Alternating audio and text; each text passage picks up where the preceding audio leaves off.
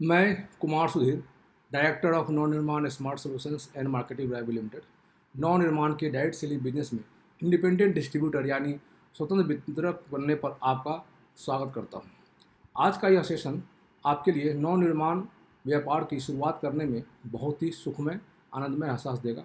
यह training module इस direct selling से जुड़ी हुई कई भ्रांतियों को दूर करेगा। आप इस नव निर्माण के इस डायरेक्ट सेलिंग बिजनेस से जुड़े हैं तो कोई तो कारण होगा। हो सकता है आपके करीबी दोस्त, नाते रिश्तेदार, बंधु बांधव, सहकर्मी, पड़ोसी, किराएदार, ग्राहक आदि किसी ने नव निर्माण के इस बिजनेस के बारे में बताया होगा और आप इस बिजनेस को शुरू करने के लिए तैयार हो गए होंगे। सबसे पहले मैं आपके इस नोबल डिसीजन, नेक फैसला के लिए आपको और इस नोबल बिजनेस, इस नेक व्यवसाय में लाने के लिए आपके इंट्रोड्यूसर को धन्यवाद देता हूँ। अब आपके लिए ध्यान देने वाली बात यह होगी कि आप इस बिज़नेस को शुरू कैसे करें। डायरेक्ट सेलिंग के क्षेत्र में आप पाएंगे कि लोग तुरंत या 2-4 फॉलोअप करने पर ज्वाइन तो कर लेते हैं, यानी शुरू तो कर लेते हैं, लेकिन इस बिज़नेस को बढ़ा नहीं पाते हैं, बीच में छोड़ देते हैं, फिर कंपनी या उत्पाद, प्रोडक्ट या किस्मत को कोसते हैं। इसी समस्या का हल निकालने के लिए मैं यह ट्रेनिंग मॉड्यूल लेकर आया हूँ। जितनी भी ज़रूरत की ट्रेनिंग आपको चाहिए उनका वीडियो बनाकर आपको समझाने की कोशिश करूँगा। कोई भी कार्य करने का कुछ कारण होता है। हम कर क्यों रहे हैं? वाई। आप में से कुछ लोग नौकरी कर रहे होंगे, कुछ अपना छोटा रोजगार कर रहे होंगे, कुछ अभी कॉलेज की पढ़ाई कर रहे होंगे। कहने का मतलब हुआ कि ऐसे ही तो नहीं कर रहे होंगे, कोई तो कारण होगा, है कि नहीं? अरे भाई, हाँ या ना में अपना सर तो हिलाइए, यही बात है ना। कहने का मतलब हुआ कि क्या आपका वाई यानी क्यों स्पष्ट है, क्लियर है? यदि आपका वाई क्यों स्पष्ट है, क्लियर है, तो आप किसी भी क्षेत्र में सफल हो सकते हैं। और यही नव निर्माण के इस बिजनेस में लागू होता है और यही आपका मूल मंत्र भी होना चाहिए।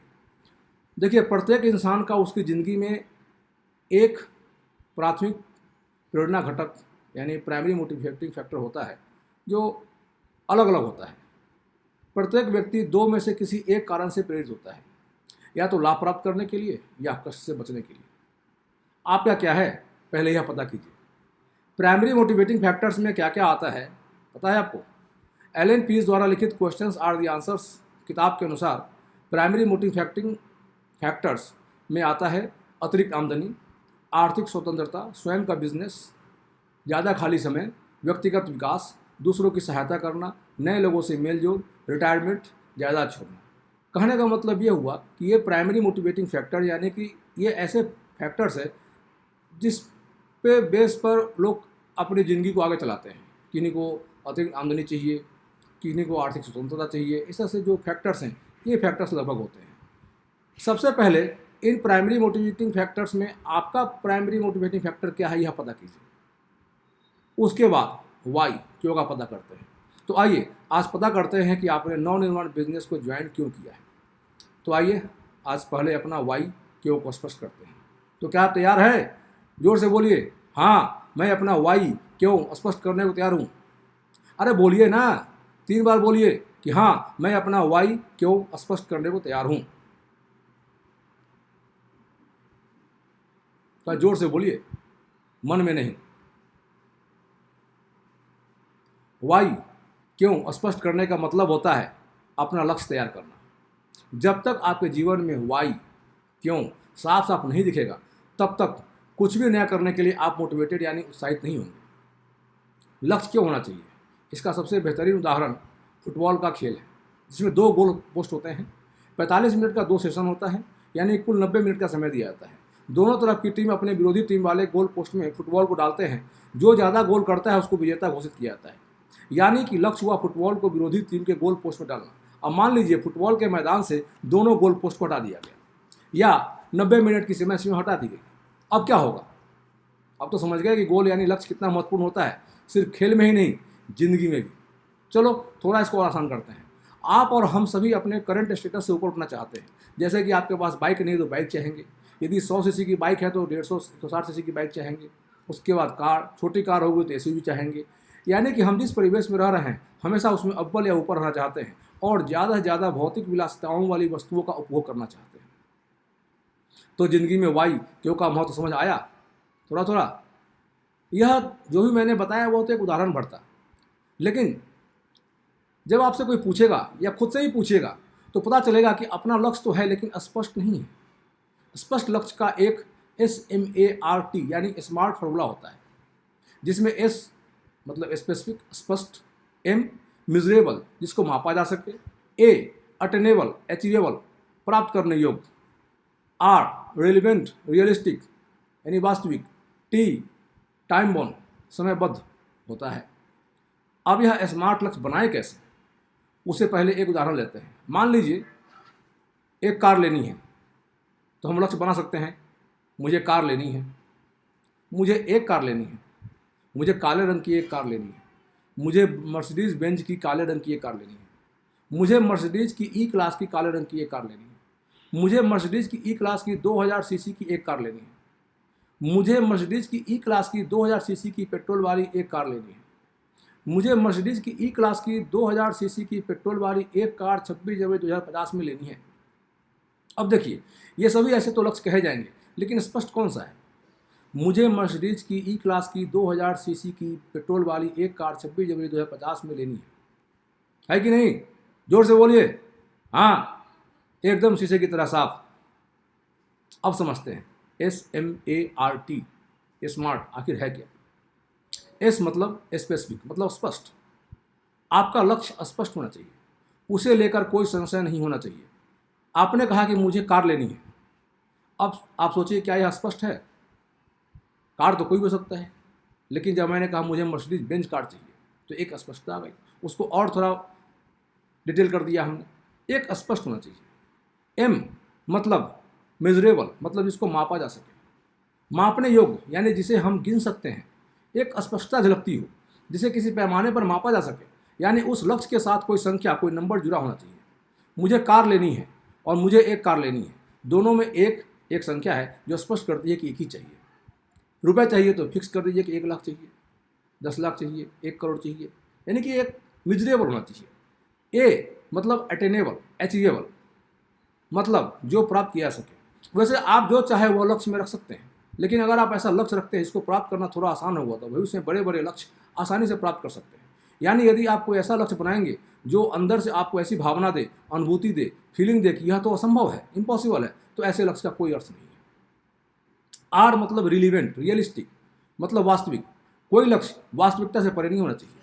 आपका लक्ष्य आपके लिए वास्तविक होना चाहिए, रियलिस्टिक होना चाहिए। अचीवेबल और रियलिस्टिक के बीच एक बहुत पतली झिल्लीदार दीवार है, थिन लाइन है। जो लक्ष्य रियलिस्टिक है वो अचीवेबल हो सकता है, पर जो अचीवेबल है वो रियलिस्टिक भी हो ऐसा जरूरी नहीं है। टी मतलब टाइम बाउंड मतलब समयबद्ध मतलब समय से बंधा हुआ। आपका लक्ष्य एक समय से बंधा होना चाहिए।